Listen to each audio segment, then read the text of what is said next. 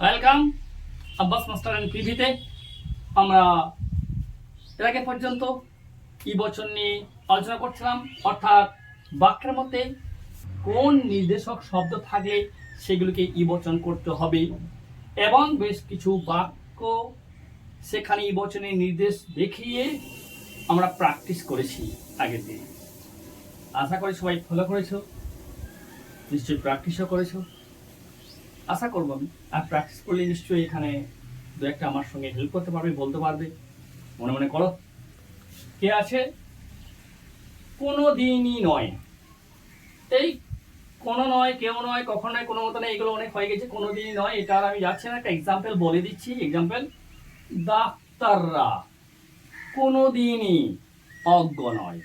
পেয়ে গেলাম, ডাক্তাররা কোনো দিনই অজ্ঞ নয়। তাহলে কোনো দিন শব্দ পেয়ে গেছি, নয় পেয়ে গেছি।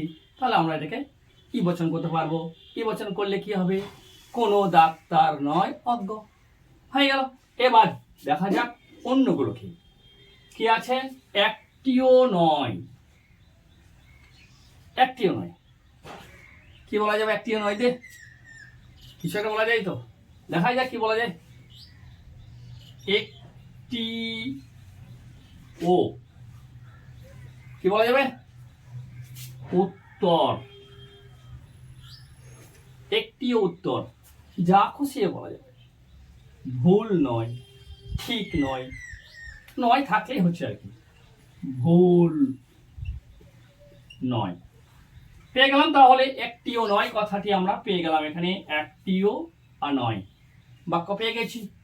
তাহলে ই বচন। ই বচন মানক কি বটে? কোনো। মানক কোনো উদ্দেশ্যপদ কোনটা? উত্তর না ভুল? কোনটা হবে? কার সঙ্গে আলোচনা করা আছে? উত্তর সম্পর্কে। ওকে, তাহলে কোনো উত্তর সংযোগ ই বচনের হয় নাকি? না, হয় নয়। নয়, কোনো উত্তর নয়। বিজয় পদ ভুল হয়ে গেল এই বচন। তাহলে বোঝা যাচ্ছে একটি ও নয় এই ধরনের বাক্য থাকলেই সেটাকে সহজেই ই বচন করা হচ্ছে। দেখা যাক তারপরে কি আছে। একসঙ্গে নয়। বলো সবাই, তোমরা বলো বাক্য কি হবে? বাক্য মনে মনে করো, শুধুমাত্র বইপত্রের উপর নির্ভরশীল করলে হবে না। যদি বচন সম্পর্কে এক্সপার্ট হতে হয় এবং বাক্য দেখেই যদি মনে মনে আমি বচন তৈরি করতে চাই, তাহলে কিন্তু বাক্যকেও নিজে মনে মনে কিন্তু ভাবতে হবে। ভাবা যাচ্ছে না? ঠিক আছে, তাহলে আমি ভেবে দিই কি আছে। একসঙ্গে নয়। কি বলবো একসঙ্গে নয়? তাহলে মানুষ একসঙ্গে,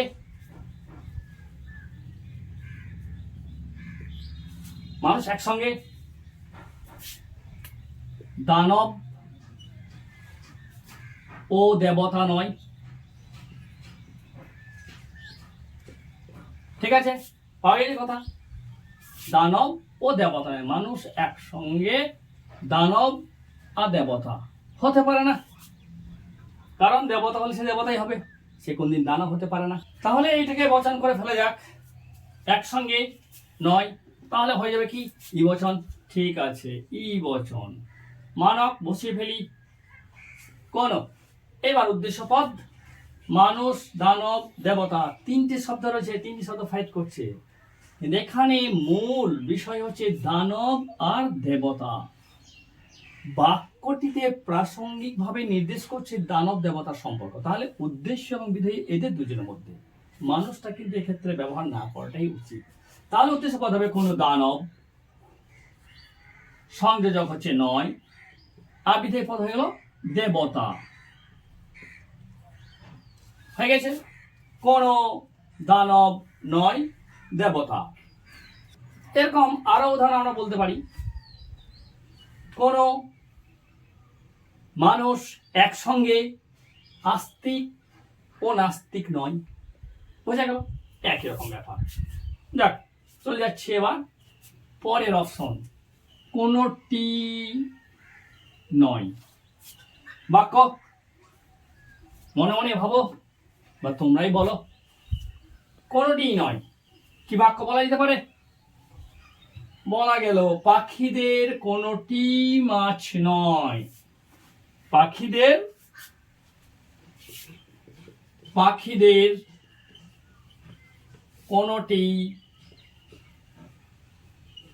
কোনটি মাছ নয়। তাহলে পেয়ে গেলাম বচন ধরার শব্দ কি না কোনটি তার সঙ্গে নয়, পেয়ে গেছি। তাহলে আমরা সরাসরি ই বচন করতে পারবো। করা যাক। ই মানক কোন, আচ্ছা কোন একটাই উদ্দেশ্যপদ পাখি,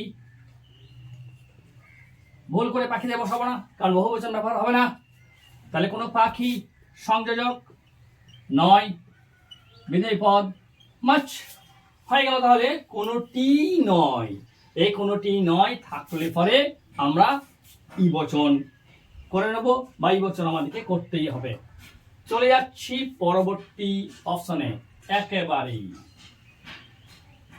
নেই বা নয়, নেই বা নয় কথাটা একই রকম। তাহলে একেবারেই নেই বা একেবারেই নয় দিয়ে বাক্য নিতে হবে এবং দেখাতে হবে যে কিভাবে সেখানে নিয়মটা প্রযোজ্য হচ্ছে। বাক্য কি নেওয়া যায়?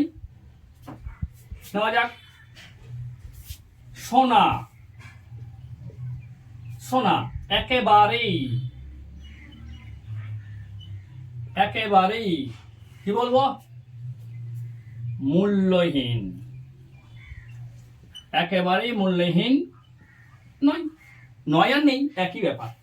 তাহলে সোনা একেবারেই মূল্যহীন নয়। তাহলে পেয়ে গেলাম আমরা একেবারেই, তার সঙ্গে পেয়ে গেলাম আমরা নয়। বুঝে গেছে? ক্লিয়ার? তাহলে বচন করছি ই বচন। মানক বসিয়ে দিচ্ছি।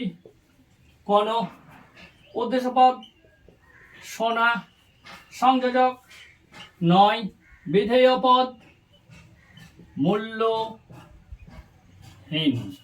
কোন সোনা নয়, মূল্যহীন। এবার একটা বিষয় পদার্থ বা বস্তু যদি লাগিয়ে দেওয়া হয় তাহলে বচনটি সৌন্দর্য বৃদ্ধি পেয়ে যাবে। তাহলে বোঝা গেল এখানে আমরা পেয়ে গেলাম একেবারেই নয় দিয়ে বাক্য এবং সেই বাক্যের ই বচন রূপান্তর। এবার দেখি কে আছে যুগপৎ। যুগপৎ দিয়ে শব্দ সবাই মিলেই ভাবতে লাগো। কি বলা যায়? কোন বস্তু